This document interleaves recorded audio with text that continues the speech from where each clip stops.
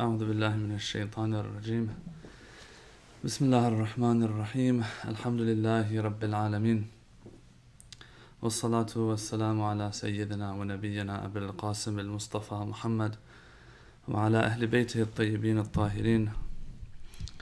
Assalamu alaikum wa rahmatullah, brothers and sisters who are joining us and will be joining us inshallah.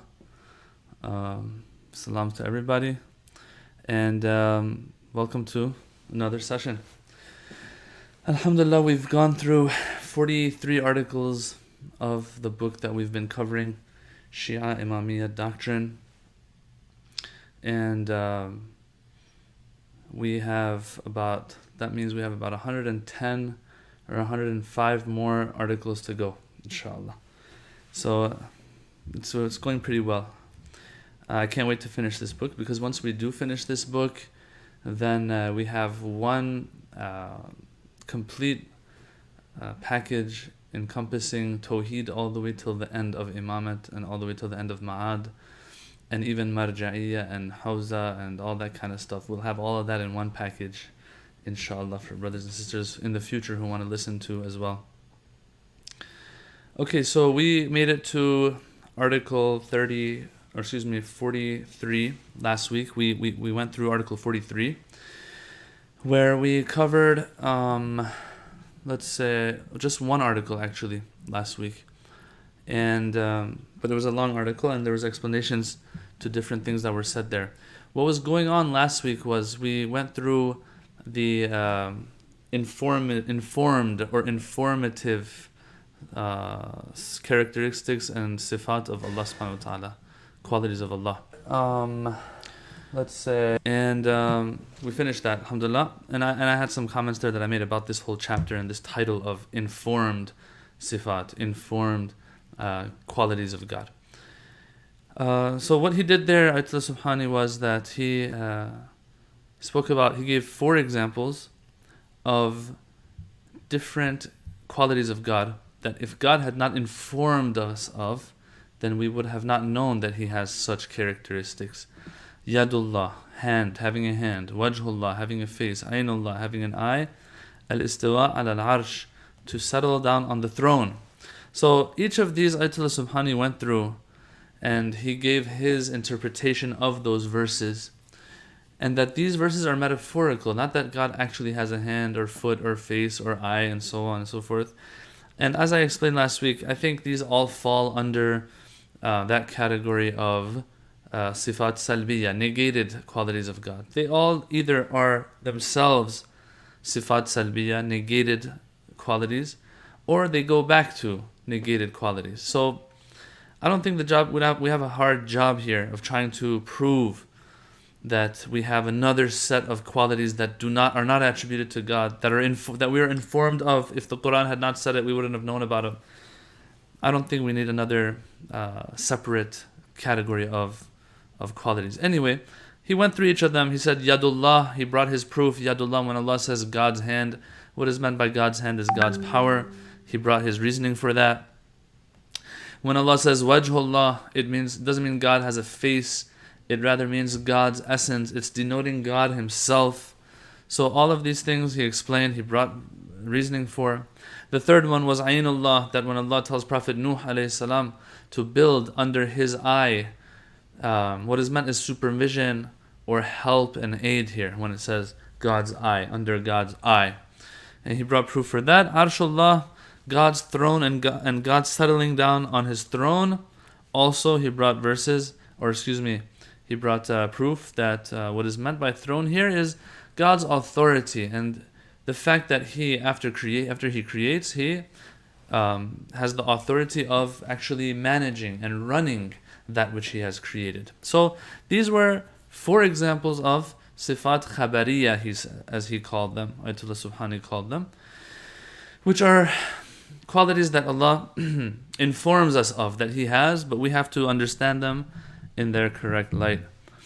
Okay, so that's article 43 that we covered last week. Now coming to article 44 today.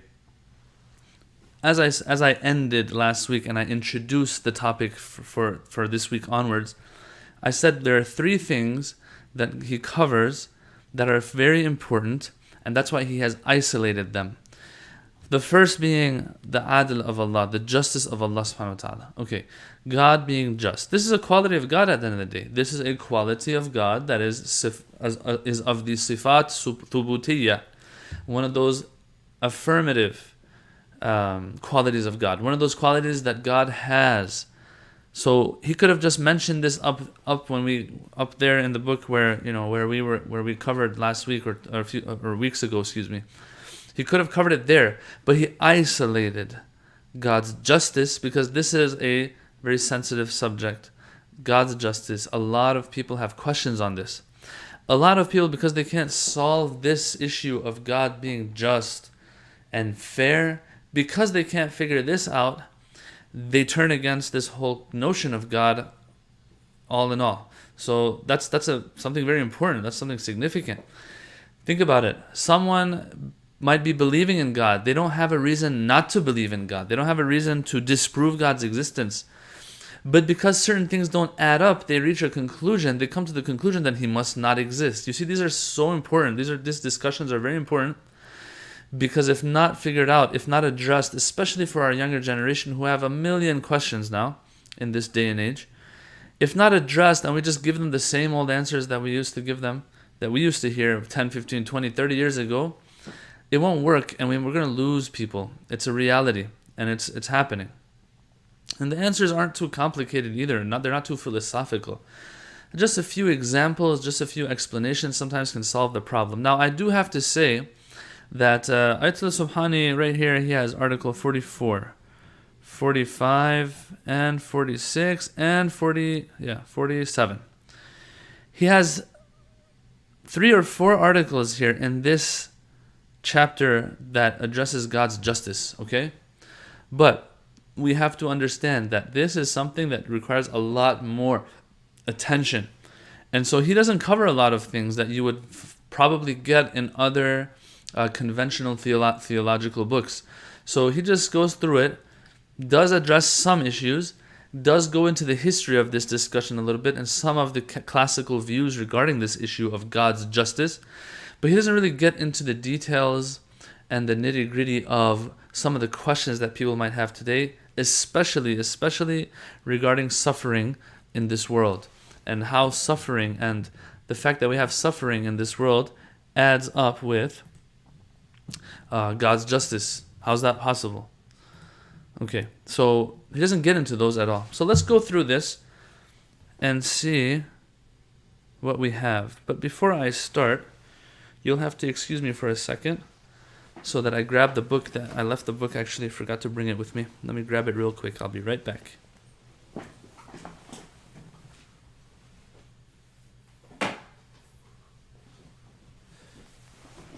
All right, excuse me. So, what do we have? Give me one moment. Just put this back.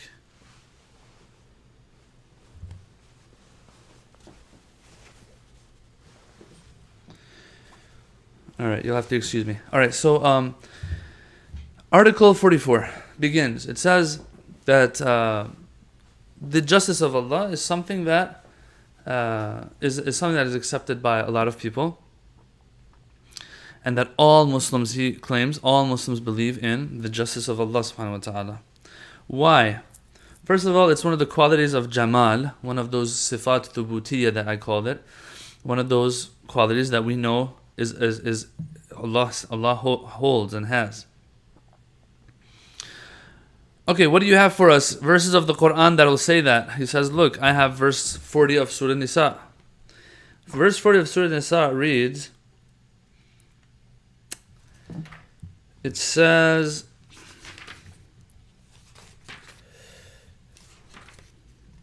verily God wrongeth not even the weight of an atom. Inna Allah la yadlimu mithqala dharra. That Allah does not oppress, which is the opposite of justice, does not do injustice, an atom's worth of injustice to anybody. Alright, so atom's worth here, of course, represents the smallest, slightest form of injustice. Okay, so that's one. What else do you have? Inna Allah la yadhlimu an-nasa shay'a. Surah Yunus 44. The first verse had atoms worth. This verse, it has thing. He does not does not do injustice to them at all and anything. He does not do injustice to them regarding anything at all. Okay, so that's even less than atoms worth. Maybe a molecule even, you know? So, or atom, of course, is probably smaller than a molecule. But anyway, whatever you can find that's smaller than an atom even can be referred to as a thing at the end of the day. So here, this one is even more narrower, this verse. Another verse, شَهِدَ اللَّهُ أَنَّهُ لَا إِلَهَ إِلَّا هُوَ وَالْمَلَائِكَةُ وَأُولُو الْعِلْمِ قَائِمًا بِالْقِسْطِ. God bears witness, as do also the angels and the men of knowledge, that He is upright in justice, that there is no God except Him. Upright in justice, قَائِمًا بِالْقِسْطِ. So these are some verses that he brings to show that, look, God is just and does not do injustice to anyone. Okay, what else do we have here? Other than Quranic verses that prove that he cannot be unjust and do injustice, we also have reasoning and logical reasoning for that disproves God being unjust to anybody, it even being possible for Him to be unjust. Why? It says because a person who does dhulm, does injustice, it can be because of one of 3 or 4 things. Number 1, the person who's doing that injustice either is uninformed and ignorant of how bad injustice is. Okay, that's number 1. Now you tell me, do you think that Allah will have any ignorance? And of all things, ignorant of something that even children will understand? No. So that's 1. 2, the person who does injustice sometimes is not ignorant, knows that injustice is bad, but is not able to, doesn't have the power to do justice. Okay? What about this one? Well, this also does not hold when it comes to Allah subhanahu wa ta'ala, because Allah, we all know, is the all-powerful.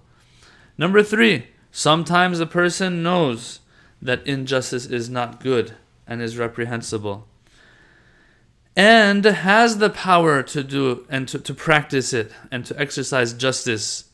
But because this person is not a wise person, will still do injustice. Out of maybe sometimes even for leisure, I don't know, whatever it is. Just wants to have fun.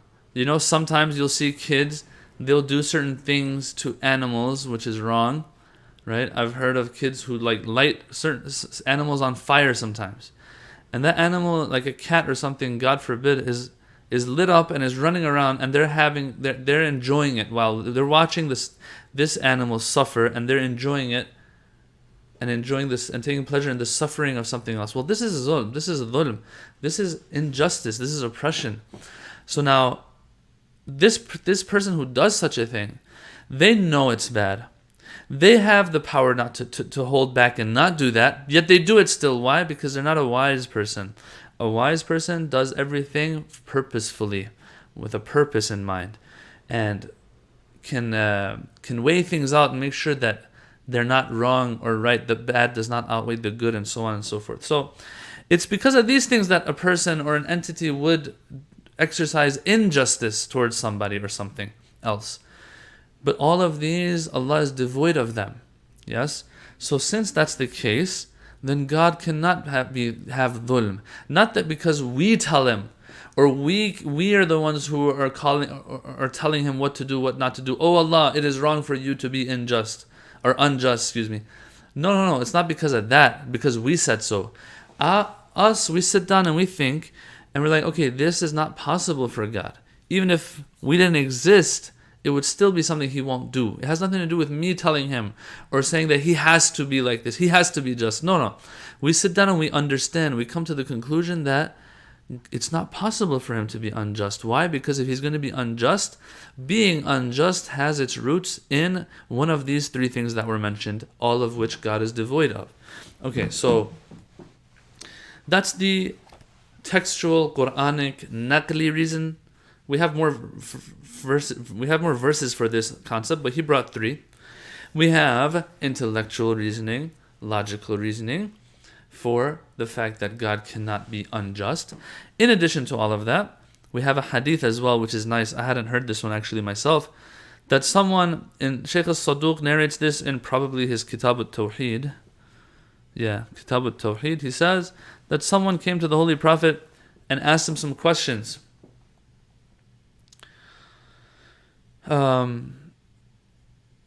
That some had to do with God's justice. The Prophet, to answer that Allah subhanahu wa ta'ala does not do injustice, he said, لِعِلْمِهِ بِقُبْحِهِ وَإِسْتِغْنَائِهِ عَنْهُ.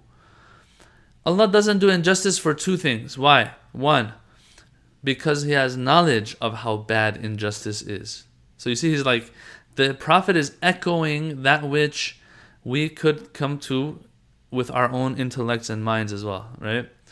The Prophet is using the same thing. This is so important, how the Imams, the Prophets, would use intellectual, rational arguments. Yes, Assalamu alaikum to everyone that's joining. They would use that. The Prophet here is reminding us that, look, think about it. Allah doesn't do injustice. Why? Because He understands that injustice is something wrong. 1. 2. وَاسْتِغْنَائِهِ عَنْهُ. And He is in no need of it, because a person who does injustice usually is in need of it, either to gain something, a wealth or something, or to solidify their position and their status or something like that. Something like that. You need to do dhulm sometimes to get what you want or to keep what you have. But Allah doesn't have such needs. So we cannot attribute injustice to Him at all. Okay, so this is in a nutshell the reasoning, some of the reasoning for why Allah is going to be adil, is going to be a just entity. Okay, so now he gets into here. It's not too necessary, but Ayatullah Subhani gets into it. As I said in the beginning of our session, that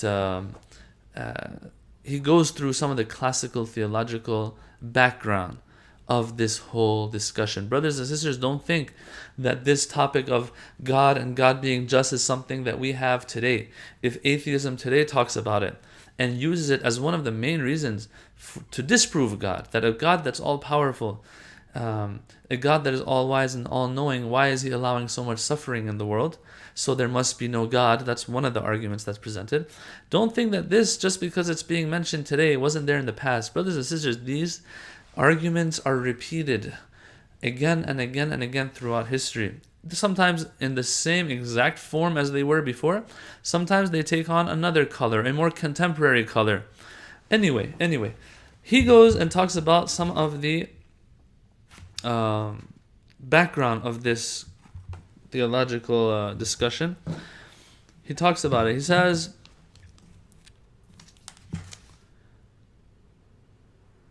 he talks about the Mu'tazilites versus the Ash'arites. And I might have talked about this before as well. He says Muslims have opted for one of the 2 following positions regarding God's justice. Okay? 1. Some of them have said that the human intellect distinguishes between evil and good. These are the Mu'tazilites. Mu'tazilites were a Sunni branch of Islam back in the day, way back in the day. And maybe over 1,000 years ago they were there. Yeah, during even the Imam's times we had Mu'tazilites.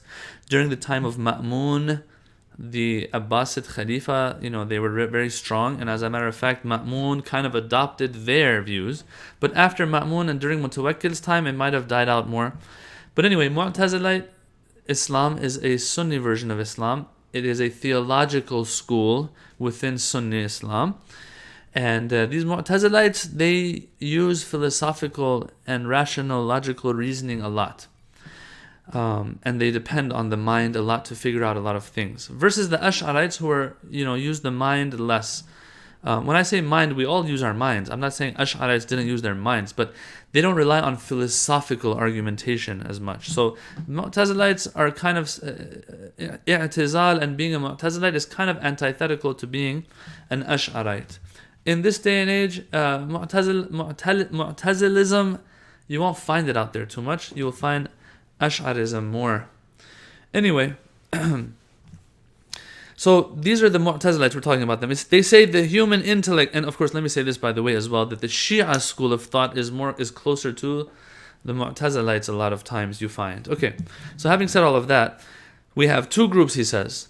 The Muslims, there are two groups. One, some say, and he's talking about the Mu'tazilites mostly, the human intellect distinguishes between evil and good actions, understanding the evil ones to indicate the good actions, understanding that good actions indicate the perfection of the agent, and the former, which is evil actions, they indicate the imperfection of the agent. Man, as I've said before again and again, this English translation is a good translation, but I think they overcomplicate it a little bit. Let me just go off the Farsi and just use my own wording. They say that that the human mind can understand the good and evil in things. So if a person looks at something, they can tell if it has good in it or evil in it, to some extent at least. And when they see the good in something, it is a sign of the perfection of that thing. When they see the evil in something, it is a sign of the imperfection of that thing. And then he goes on, he says, and since God is one who only has and possesses perfection and existential perfection, as a result, whatever he does will also enjoy perfection. In other words, everything he does is going to be good. Why? Because something that is bad, something that is evil, has to do with one's imperfection. And Allah is devoid of all imperfection.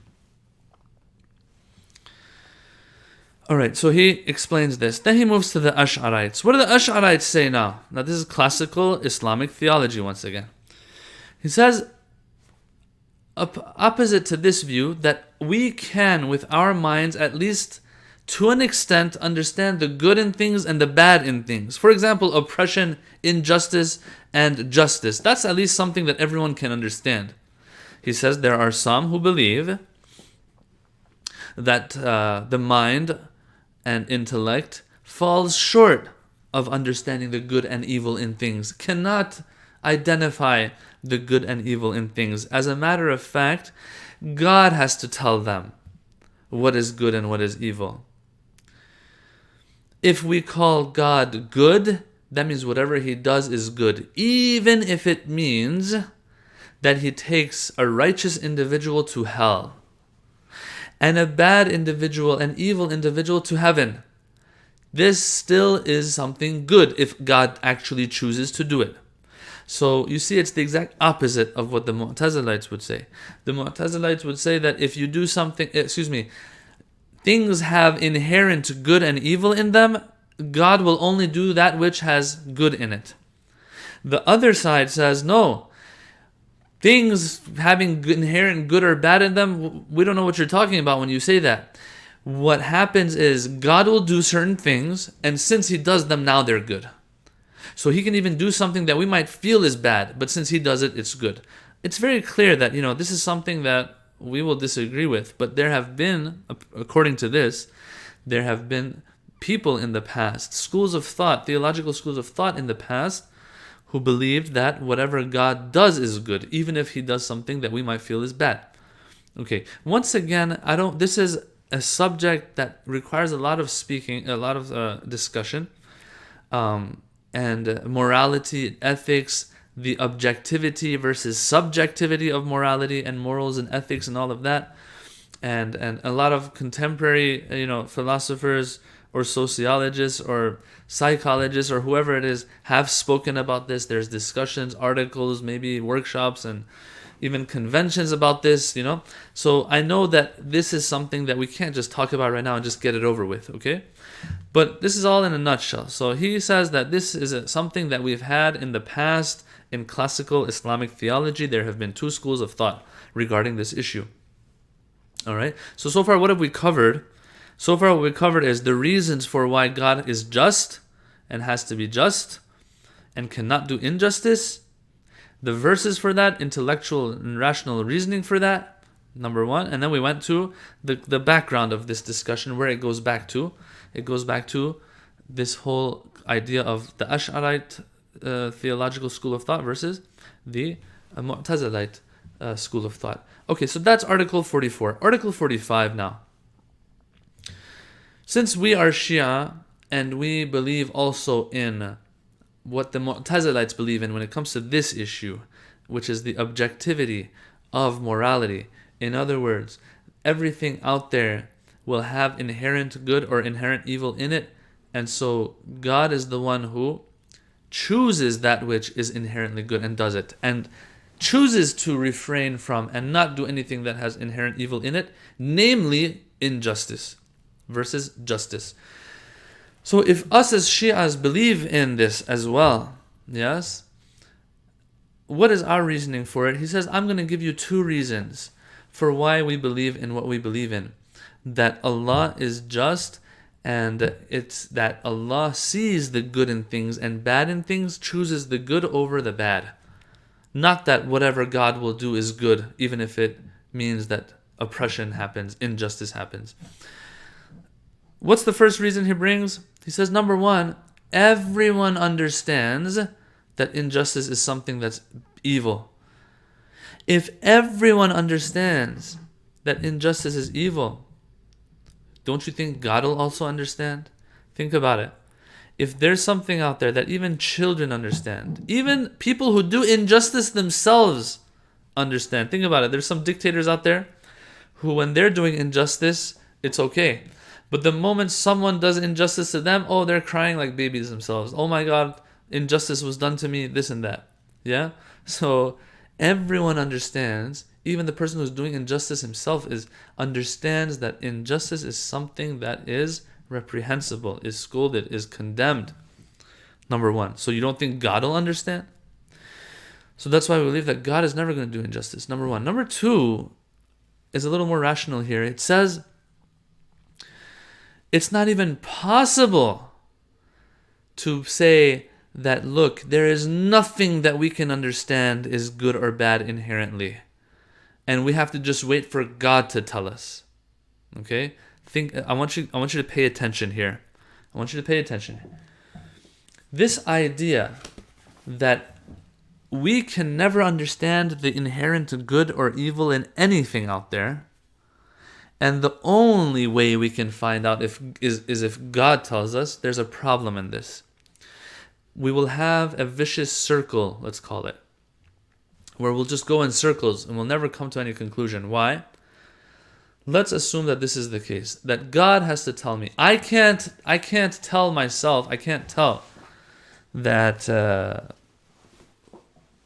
God is good, God will only tell the truth, or God will only do justice. Okay? Think about it. Well, how am I going to find that out? God has to tell me, right? If God is going to tell me what is good and bad, then that report itself that God is giving me cannot be relied on. Right? Because the only way I can be 100% sure is that He's not going to go against what He says. That He's not going to do injustice is if He tells me. Right? So how do I even know that God is telling the truth when He tells me that I'm not going to do anything wrong? That I'm not going to do any injustice? That I'm not going to lie? Think about it. It's a pretty cool argument, actually. There is always a chance that God is lying. There is always a chance that He might be doing injustice. Right? So think about it. Think about it. Let's say, let me give you an example. There's I don't know, let's use a person A and a person B out there, okay? Person A does not know who person B is, okay? They have no presumptions regarding person number B, individual B. They don't have anything. They don't have any idea who this person is. Now, one day, individual A meets individual B. Individual B tells them, listen, I'm a person that never lies in my life. So from now on, whatever I tell you, I want you to believe. What does individual A tell individual B? Individual A says, what if you're lying about this statement itself that you're telling me right now? Think about it. You have no idea who person B is. Person B, out of nowhere, for the first time meeting you, assures you that, listen, I and promises you that I will never lie to you from now on, now that we know each other. Well, this itself might be a lie. So you have to, from before, have to have known who this person B is somehow, right? And been able to verify that, and then that he's not a person that lies. Now that he comes to you, whatever he tells you, you can accept. Now, here, same thing. If the only way we can understand what evil is out there, and God all of a sudden comes and tells us, if we can't understand what evil is, and we have to only wait for God to tell us, and now God comes and says, hey people, listen, I don't do anything evil. I don't lie. Well, this itself might be a lie. There's always a chance that he might be lying. We have to, before all of this, through intellectual understanding, intellectual endeavor, have come to the conclusion that it's impossible for God to do evil, for God to lie, for example. Then when he tells us, okay, this is how you do salat, this is how you do this is what you have to do, stay away from this, stay away from that, this has an effect on your hereafter, then we can take it and believe it and say, okay, there must be something evil in this, there must be something good in this, and so on and so forth. But just from the get-go, we can't do it like that, because we're assuming something that has not been proven yet to us. So we have to fall back on the intellect, at least for this much, to come to the conclusion that he won't lie and he can't do evil. Then after that, whatever he says, we can take it. So that's his reasoning for this argument, for this precept of God doesn't do injustice, God can't lie, and so on and so forth. If this is not the case, you'll have a vicious circle, and you won't be able to ever believe in anything, the evil of anything or the good of anything, through the words of God even, because there's always a chance he's not telling the truth. Inshallah, I hope it's clear. So now, having said all of that, Ayatullah Subhani brings verses for this as well, of why God doesn't do injustice. We had a few verses in the beginning. Here we have a few more. أَفَنَجْعَلُ الْمُسْلِمِينَ كَالْمُجْرِمِينَ. Okay. مَا لَكُمْ كَيْفَ تَحْكُمُونَ. This idea of, hey, whatever I want, I can do, and no one can say anything about it, even if it's something that's inherently evil. The Quran says, no, that's not the case. أَفَنَجْعَلُ الْمُسْلِمِينَ كَالْمُجْرِمِينَ. The Quran says, can we take the Muslims? Well, here it doesn't mean Muslim necessarily. It means those who are submissive to God, whatever faith they have. It's interesting how, even the translation doesn't say Muslims. It says those who are submissive to Allah. Can we take those who have submitted to God the same that we take those who are criminals? Criminals in this context means those who are not submissive to God. No, these are not equal. مَا لَكُمْ كَيْفَ تَحْكُمُونَ. What is this that you're coming to? What is this judgment that you're making, that God can treat them both the same? God is higher than that, to treat the one who is submissive to him versus the one who is not submissive to him, to treat them equally. Okay, so this verse very specifically is refuting that idea that, it's possible for God to do evil, and if he does it, that means it's good. No. هَلْ جَزَاءُ الْإِحْسَانِ إِلَّا الْإِحْسَانِ. Another verse, that is not the reward of good anything but good. So if someone does good, they are rewarded good.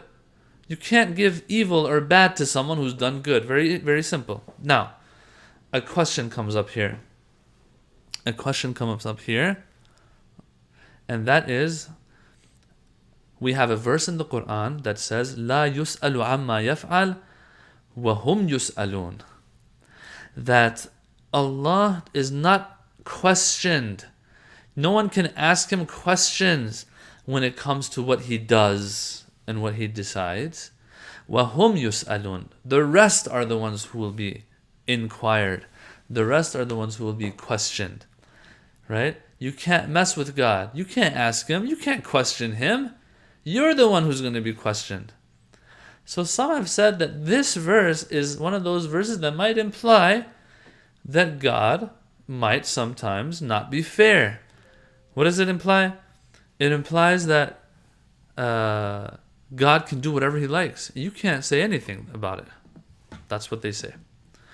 So what's the answer to this now? The answer to this, I think, is pretty clear actually.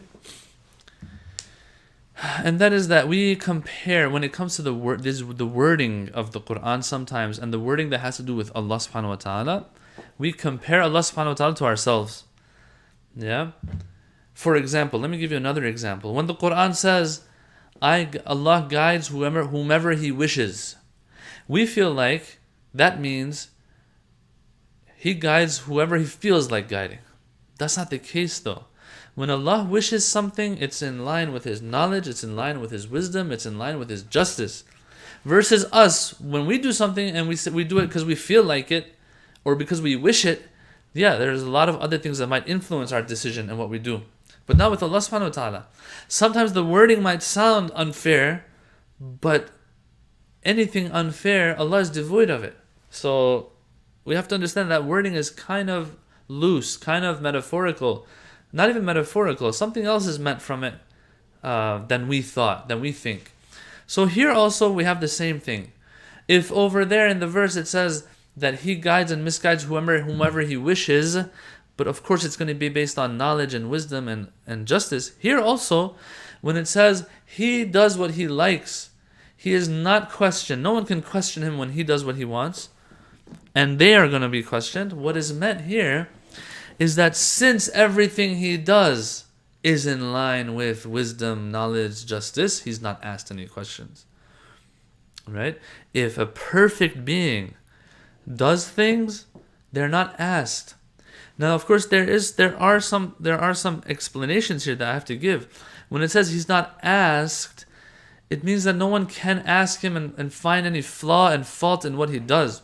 But of course, you can always ask questions, right? Like the angels in the story of Prophet Adam in Surah Baqarah, they asked Allah, they said, أَتَجْعَلُ فِيهَا مَنْ يُفْسِدُ فِيهَا. Oh Allah, You've created this being, this Adam.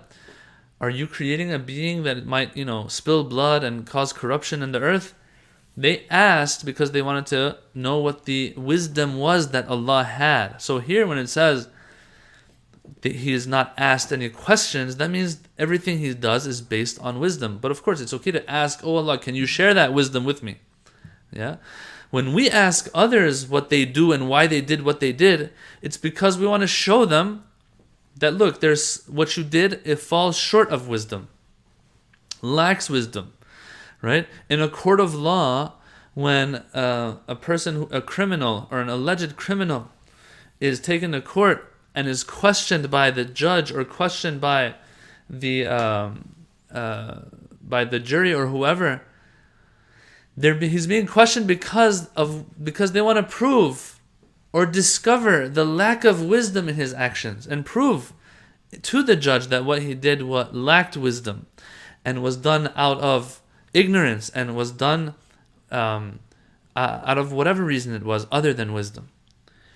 That kind of questioning Allah is not questioned because everything He's doing is out of wisdom for sure. But to ask Him is okay. To ask Him, hey, can you explain to me? If you ever get that opportunity, to explain to me, have Him explain to you what the reasoning is for what He did, for example. Yeah, that's okay. So when this verse says that means everything He's doing is out of wisdom. But وَهُمْ يُسْأَلُونَ, but the rest will be questioned, because a lot of times others will do things not out of wisdom, out of whim, out of seeking pleasure, out of whatever their desires are, and so on and so forth. So in a nutshell here it says, let me just read off of the book after explaining that.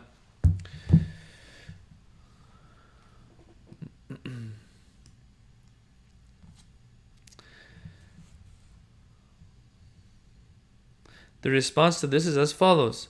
The reason why God is not called to account is precisely because He is wise, all wise. And a wise agent cannot commit any type of unjust action. For wisdom is always inseparable from good action. This was explained in the beginning of our session, by the way. So there can be no possible action that one might call into question on the part of God. Since there's nothing to talk about, Allah says, hey, no one questions me. For example, let me give you another example. We can't just sit here and start discussing the height and weight of Prophet Jesus' father. Why can't we do that? This is an example that I use a lot. Why can't we do that? Because there is no justice, there is no father of Prophet Isa to begin with, so that we can start talking about the details of that person. There is no person to begin with. There is no father to begin with. Prophet Isa did not have a father. Here also, because Allah is all-wise in a perfect manner, there is no way that He can do anything that would not be in line with wisdom. So there's no point in questioning. You get what I'm saying? So the verse says, La yus'alu amma yaf'al. He's not asked. No one can ask and no one can question what He does, because there's no room for questioning to begin with, because there's no room for injustice. There's no room for ignorance to begin with. I think I explained it enough. I don't want to bore you. Sometimes I just have to explain it again and again in different wording, so that inshallah I make sure that the message gets across. Alright, Article 46. Right. And man, you guys are quiet today. Article 46.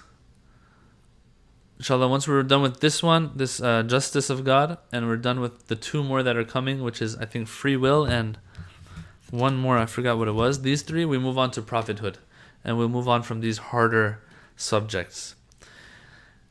Okay, the Article 46 talks about the different manifestations of God's justice. If it is proven that God is just now, God's justice will manifest everywhere it can manifest. Just like every other attribute and quality of God. Everywhere you will find it, and it will show itself. Whether it is in creation itself, whether it's in legislation and laws and commands that He sends down to us as human beings, whether it's when it comes to the reckoning and punishing versus and rewarding of individuals, in all of these things you will have Allah's justice as a governing rule. Yes, everything that He will do regarding anything, any of these three things that was mentioned, you will find His justice there. At least His justice. Now, there's sometimes even more than that. His grace, His leniency, His flexibility also sometimes. But at least you will find His justice in all of these. So he explains, Ayatullah Subhani explains here. He says, for example, when it comes to God's justice, when it comes to creation. Okay. رَبُّنَا الَّذِي أَعْطَى كُلَّ شَيْءٍ خَلْقَهُ ثُمَّ هَدَى. He created everything. Once He created everything, His justice also dictates that He guides that everything that He's created in the direction that He's supposed to guide when it comes to their maturity, when it comes to their development, when it comes to their evolution and growth. So for example, if a seed is going to be a seed, He created the seed, for example. That seed has to turn into a plant. It's not going to turn into an elephant. Okay? It's not going to turn into an elephant. A baby elephant is going to turn into a mature elephant. Everything has a set pair of tracks that it's on, and it moves in that direction. And we have these verses of the Quran that say, once He created, then He gave the hidayah and guidance of that thing. Everything out there, not just human beings. This is called hidayah takwiniyah. We've talked about this before. The takwini guidance of God. The guidance of God that has to do with takween and creation and existence. Okay. So here it says, Allah is the one who created everything and then gave its guidance. What about legislation now? When it comes to law, when it comes to the legal system of things. Okay, so let's talk about this a little bit. The previous manifestation, an example of His justice, had to do with things developing, things growing, things becoming what they're supposed to become. There's one thing that mankind has, in addition to everything else, like a tree, an elephant that will grow and become adult and mature. In addition to all of that, we also have that. I've spoken about this before. We also have that aspect. We are also mammals. We also develop. We also mature into adults and so on. And that's something that has nothing to do with our free will. We grow whether we like it or not. If I eat food, I will grow whether I like it or not. In addition to all of this, we have another dimension to us that other animals, other beings do not have. Of course, us and the jinn, both of us. That has to do with our free will and making the right choices in life. Allah subhanahu wa ta'ala, His justice once again dictates that if He creates us with this potential, the same way a plant had the potential to turn into a tree, and Allah gave that potential and gave the guidance for that potential, He also has to fulfill another potential of ours, and that is the potential to reach spiritual perfection. This is not the mammal side of things. This is not the animalistic side of us that has to do with us maturing into adults. This has to do with the side of us that has the soul, and the soul's perfection. Okay, so we can, through making the right decisions in life, reach a point where we attain spiritual perfection. But the problem is we don't know what's good and bad out there, everything that's good and bad. We might have an idea of certain things like justice and injustice that we talked about in the beginning of our session, but we won't have knowledge of everything that's good for our spiritual side and knowledge of everything that's bad for our spiritual side. So God's justice once again dictates that He give us that guidance through the prophets, through other means, to give us the guidance, to give us the knowledge of that which will help us attain and achieve that spiritual perfection. So this is called, and this is referred to as legislative justice of God. 1. 2. If He's going to give us these commands have to be within our capacity and the borders of our capacity. He can't tell a person like me, hey, it is wajib on you to fly. I can't do that. I don't have what it takes to fly. So Allah's commands will always be in line with and within the boundaries of our capacity as well. So that's another form of justice of God when it comes to laws and legislation, is that He's not going to give us that more than we can bear. And we have a lot of other overshadowing principles in Islamic law where you can tell that this is God's justice that's doing the work. I'm stuck in the desert. I have to eat something that's haram or else I'll die. That haram thing now becomes wajib on you. It's not haram on you anymore. It's wajib on you to eat, to have it.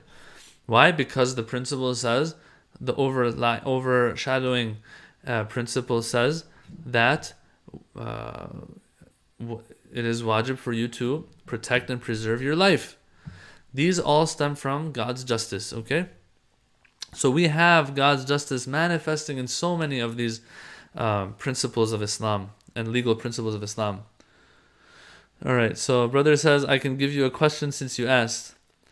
It's a bit more related to previous sessions, though. It's okay. Let me see if I can find some relevance for this between your question and this session. I'll answer. So let's see. It says, in regards to some of God's attributes, such as His love or His justice or similar qualities, how can these attributes of His be an ever-existing attribute if they require an object? For example, how can God be just if He has no one to dispense justice upon?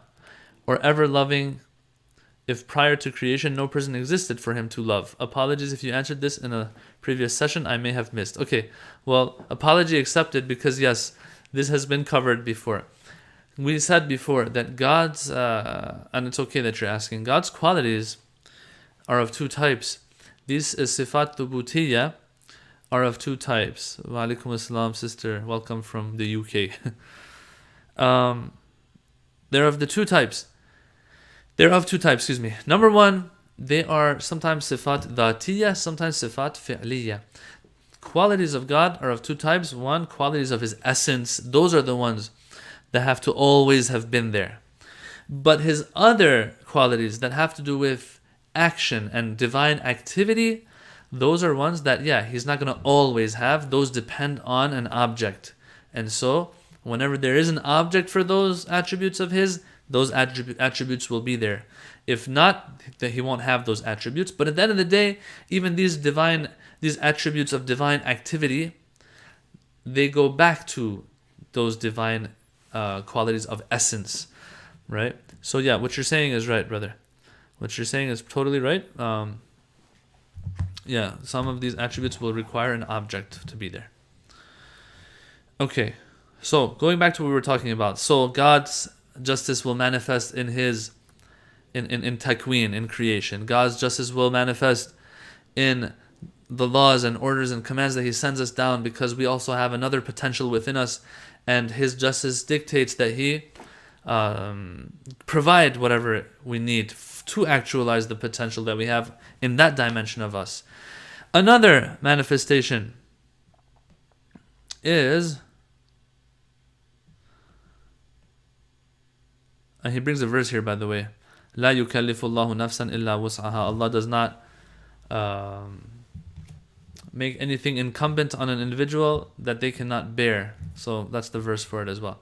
The third place where God's adl and justice manifests is in jaza. It's called jaza, means the reckoning and the hisab, and the rewarding and the punishment. When Allah wants to reward and punish, the least that you can say is that he will exercise justice. Now, of course, we as Muslims, since we get our understanding of God from the Quran and the Hadiths, they will also tell us that, hey, sometimes God will even go further than his justice and reward people even though they don't deserve it.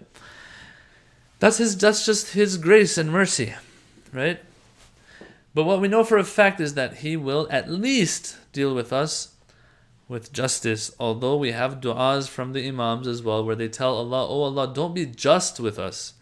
Because if you're going to be just with us, we've done a lot of bad things in our lives.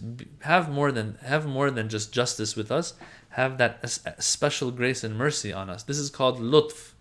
Have lutf on us. But anyway, the third place where you will find Allah's justice everywhere is when it comes to him rewarding or punishing.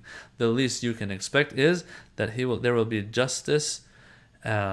Justice will be served at least when it comes to the reward and punishment. Okay.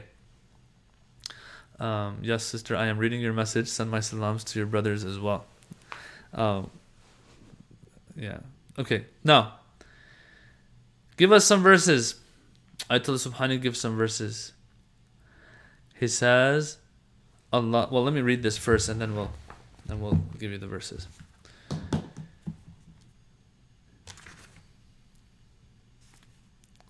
Yeah, justice and recompense, the translation says. He says when it comes to apportioning reward and punishment, God never treats the believer in the same way as the disbeliever, the good in the same way as the bad. Rather, he gives each person an appropriate, fitting recompense. Accordingly, God will never punish a people whose religious obligations have not been revealed by means of divinely guided messengers, and who have not consequently received the full force of the divine proof. The hujjah has not become tamam on them. No.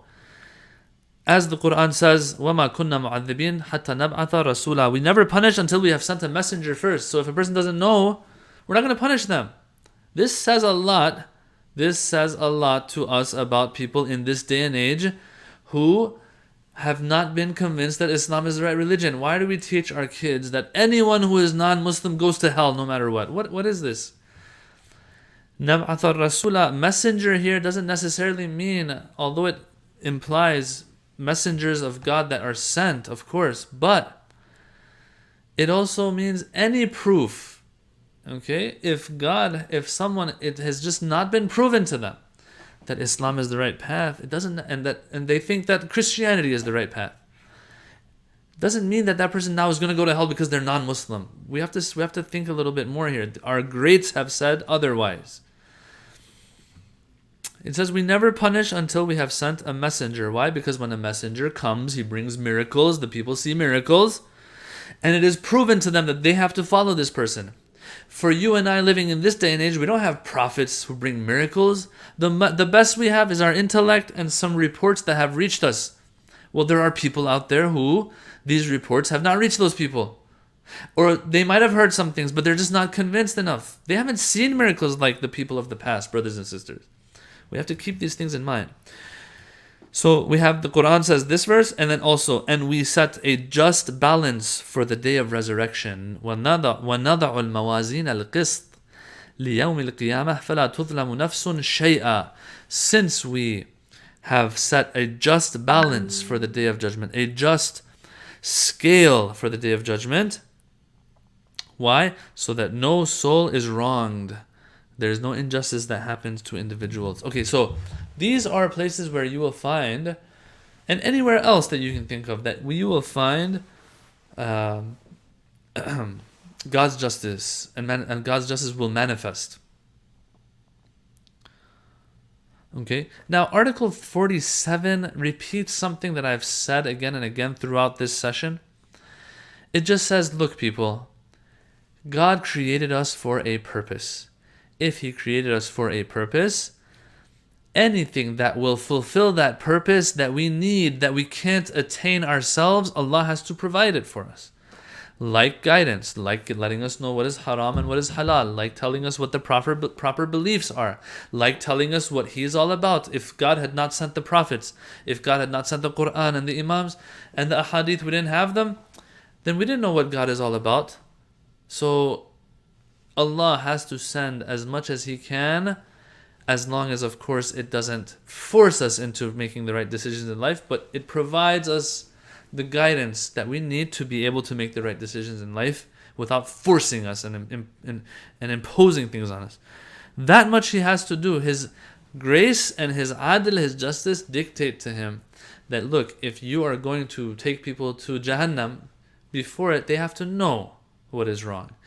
And if people are going to reach a point, they can reach a point where they will reach ultimate perfection and spiritual development. Once again, they can't do that just out of the blue and out of whim and conjecture. You have to provide the guidance for them. Yeah, this is something that we at least understand. So Article 47 is saying this, that this is a rule, a principle, not because we said so. No, with our minds we understand that this is how God would be. And of course He has also said, given us verses in the Quran that imply this. وَمَا كُنَّا مُعَذِّبِينَ حَتَّى نَبْعَثَ رَسُولًا. We don't punish until we send a messenger. Why? So that people know. That reads with justice. Okay. Alhamdulillah, we had a good session today.